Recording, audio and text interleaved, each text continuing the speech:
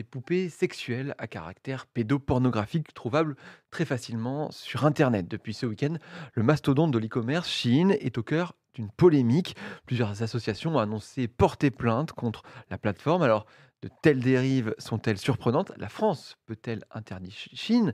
Et surtout, doit-elle le faire? C'est la question du jour qu'on nous vous posons sur le site du Figaro. Et pour en parler, je suis avec Yvan Le Tessier. Bonjour Yvan. Bonjour Vincent. Merci d'être avec nous, aujourd'hui. Vous êtes au service économie, du Figaro. Est-ce qu'on peut déjà rappeler à nos internautes qui est Shein? Rappeler ce que fait cette entreprise?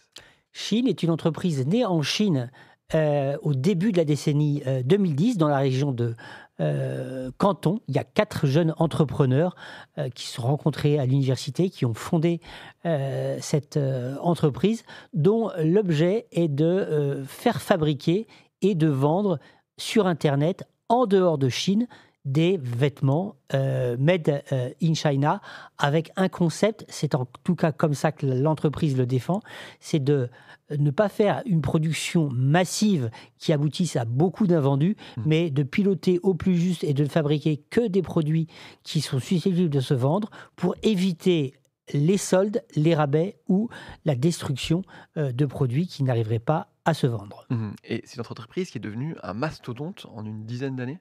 Absolument. Ils ont déménagé leur siège à Singapour, mais le plus gros de leurs effectifs reste à Canton et le plus gros de leurs fournisseurs reste dans la région de Canton, dans le sud de la Chine. Et grâce à des prix très attractifs, ils ont réussi à conquérir une clientèle très importante aux États-Unis et en Europe, où leur premier marché est la France. Mmh, alors on trouve de tout, on trouve beaucoup de textiles, d'habits, sur cette plateforme, mais on a trouvé ce week-end, en tout cas ce qui a été, démontré, c'est qu'il y avait des poupées, pédopornographiques. C'est ce qui a fait scandale. Ce sont des faits qui ont été dénoncés à la DGCCRF jeudi soir. Mmh. Et dès samedi soir, le gouvernement a tapé du poing sur la table en dénonçant publiquement ces pratiques et avec des menaces qui sont allées c'était ce matin à la radio, la menace de la part du ministre de l'économie, Roland Lescure, d'interdire tout simplement Chine en France si de tels faits pouvaient se reproduire. Alors évidemment, Chine prétend qu'ils ne sont pour rien dedans, que c'est quelqu'un un vendeur tiers qui Mmh. sur la place de marché a proposé ces poupées. Il n'empêche, elles ont été disponibles, ce qui n'est pas tolérable, et le gouvernement et l'administration ont eu droit à agir et ont dénoncé ces faits au procureur de la République. Oui, cette place de marché de Chine, marketplace en anglais, ça veut dire que Chine ne gère pas vraiment qui publie quoi sur son site? Ils sont censés le faire, là ils l'ont mal fait. Ils n'ont pas encore réagi publiquement, ils vont le faire ce soir Mmh. et certainement faire un mea culpa ou dire que ça n'est pas de leur fait, qu'ils ont mis toutes les procédures en place pour éviter que cela se reproduise. Il n'empêche, ça s'est fait, ça n'est pas normal. Et les journalistes du Figaro qui ont travaillé ce week-end ont vu que les mêmes faits, les mêmes produits ou des produits similaires sont proposés sur les sites de Temu ou d'AliExpress Mmh. qui sont en train de faire, au moment où on se parle, le ménage dans leur offre. Le gouvernement et la DGCCRF ont ciblé dans leur communication Chine et seulement Chine, Mmh. mais ces pratiques étaient en vigueur sur d'autres sites de e-commerce, et en l'occurrence des sites de e-commerce chinois, Mmh. Temu, AliExpress. Ça n'est pas le cas sur Amazon parce qu'Amazon a appris à mieux contrôler tout ce que les vendeurs tiers proposaient sur sa marketplace pour éviter ce genre de déboires qui sont effectivement réprimés par la loi. Oui, parce qu'il y avait une polémique chez Amazon. Est-ce que c'est faisable aujourd'hui, d'interdire Chine en France, un tel mastodonte finalement? Dans le passé, le gouvernement a réussi à interdire Wish. Mmh. Là, il y a une volonté de beaucoup d'acteurs Oui, de c'est une plateforme assez similaire, hein, pour le rappeler à nos internautes. absolument qui vendaient. Là, c'était essentiellement une marketplace. Mmh. Euh, Pourquoi et comment à l'époque le gouvernement a pu interdire Wish? C'est qu'à chaque fois que les autorités administratives interpellaient Wish, ils n'avaient pas de réponse. Mmh. Donc, à un moment, l'administration a été en droit de fermer purement et simplement, enfin de demander purement et simplement la fermeture de Wish, qui était une plateforme extrêmement populaire au début de la décennie et qui aujourd'hui n'existe plus. Depuis plusieurs mois, Chine, qui est régulièrement l'objet de l'attaque et de critiques, à chaque fois répond, s'adapte, mais fait évoluer sa politique commerciale, sa politique de communication, ce qui est une façon d'entendre les critiques et de répondre à ces critiques, ce qui donne au gouvernement beaucoup moins de prise pour interdire et fermer Chine en France. Avec les poupées pédopornographiques, il y a là une possibilité qui serait beaucoup plus forte si cette pratique devait perdurer. C'est de la même façon que le gouvernement, les autorités peuvent faire fermer un site pornographique qui propose des images pédopornographiques. Ils pourront utiliser cette loi en disant Chine me propose à la vente du matériel pédopornographique et l'interdire à ce motif. Pour tous les autres motifs contre lesquels le gouvernement se bat, ça reste beaucoup, beaucoup plus compliqué d'interdire Chine. Effectivement, et on l'aura bien compris. D'ailleurs, vous avez parlé du président de Wish. Cette polémique, elle arrive quand même au moment où Chine, en plus, doit s'implanter au BHV, un endroit assez iconique, parisien. Et déjà, ça a soulevé beaucoup de critiques, ça. La polémique arrive à un moment, ça n'est pas totalement un hasard. C'est que les gens qui ont prévenu la DGCCRF devaient certainement chercher du matériel pour accuser Chine. Et d'ailleurs, je constate que les seuls faits qui ont été médiatiquement utilisés par l'administration française, qui ont été transmis au procureur de la République par l'administration française et qui ont fait l'objet de communication de la part de membres du gouvernement, que ce soit Serge Papin dès samedi soir ou Roland Lescure ce matin, concernent les faits de Chine, alors que d'autres acteurs avaient exactement les mêmes pratiques. Il se trouve que Shein, c'est l'acteur qui fait le plus peur au commerce français et en particulier aux fabricants et aux distributeurs de prêt-à-porter. Pourquoi ? Parce que Chine leur prend une part de marché absolument gigantesque, parce que ces produits sont pas chers, made in China,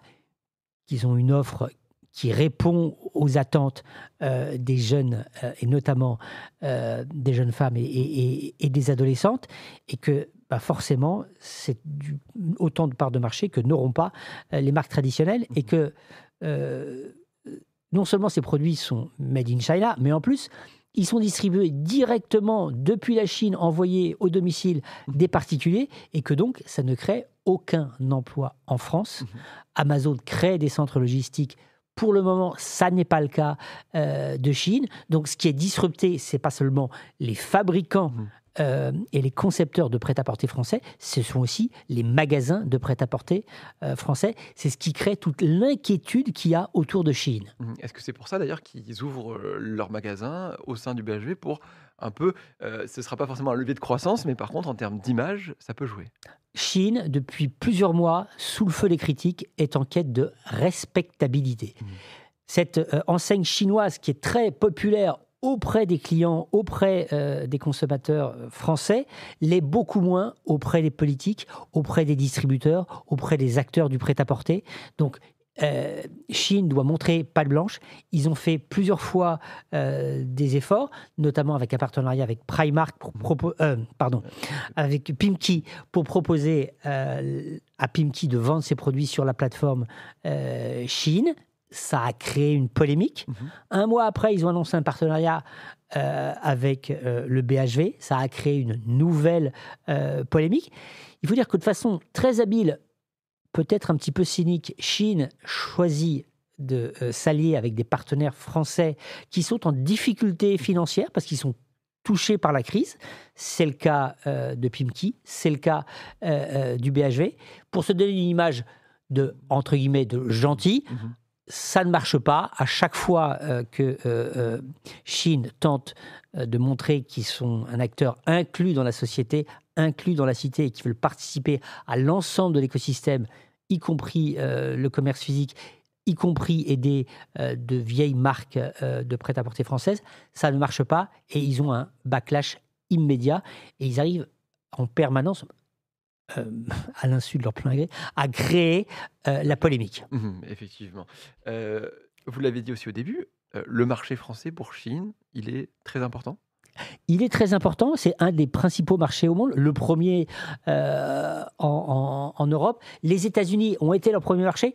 Il y avait une grande inquiétude. Donald Trump a réussi à imposer aux États-Unis une taxation des petits colis, ce qui a pénalisé l'activité de Chine. Certains craignaient que l'activité de Chine aux États-Unis soit réduite à zéro. En réalité, elle n'aurait baissé que d'une dizaine de pourcents, donc elle est restée très forte. C'est que même si les colis coûtent un peu plus cher, les Américains, les Américaines continuent à acheter sur Chine. En Europe, il n'y a pas eu pour le moment la réponse sur la taxation des colis en provenance de Chine. Donc il y a une grosse crainte que Chine continue à faire son... À inonder le marché comme ça. à inonder le marché, mais si Chine inonde le marché, c'est qu'il y a des clients, des clientes qui sont fans de la marque. Et d'ailleurs, on verra bien mercredi à 13h au BHV si, malgré la polémique, ça crée un afflux de clients au 6e étage du grand magasin parisien. Effectivement. Et regardez, ça c'est la question du jour. Faut interdire Chine en France? Une question qu'on pose à nos internautes. Eh bien, c'est un oui massif à plus de 80 Est-ce que vous le comprenez? C'est la preuve que, malgré tous ces efforts, Chine n'a pas réussi à se faire accepter par le grand public. Il y a chez les consommateurs, chez les Français, une partie consommateur qui veut acheter moins cher des produits sympas à porter et une partie citoyen qui veut défendre l'emploi en France et qui, et c'est tout à fait légitime, trouve absolument scandaleux cette histoire de poupées pédopornographiques. Donc voilà, on fait ce vote aujourd'hui. Peut-être que si le sondage avait été fait avant la polémique sur ces poupées pédopornographiques, le score n'aurait pas été aussi fort que 83%. Mais ça montre qu'il y a une grande majorité des Français pour lesquels Chine est une marque à combattre. C'est un fait et Chine aura à gérer ce problème. Et puis on verra s'il y a un succès de Chine au BHV qui confirmera le succès commercial de Chine auprès du marché français. Ça montrera bien la dichotomie entre les citoyens qui sont contre Chine et les consommateurs qui sont favorables à Chine. Effectivement, et on suivra ça forcément avec cette ouverture mercredi. Merci beaucoup, en tout cas, d'avoir été avec nous, Yvan, Merci pour Vincent. parler de ce sujet. Merci à vous, internautes du Figaro, d'avoir été nombreux à nous suivre. Vous pouvez retrouver tous les articles du service économie sur le site du Figaro. Et moi, je vous souhaite une très bonne journée.